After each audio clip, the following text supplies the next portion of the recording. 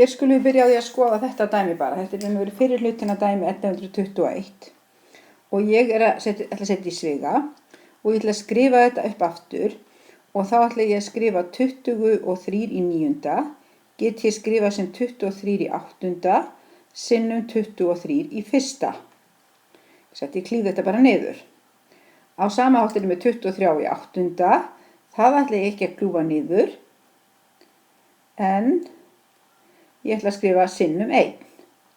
Og þegar ég er búin að þessu, þá get ég tekið út fyrir sviga 23 í 8. sem í báðum dæmunum, báðum liðunum. Og þá er ég eftir inni í svarta sviganum 23 í 1. veldi mínus 1 eða þetta er raun og veru 23 í 8. veldi sinnum 22.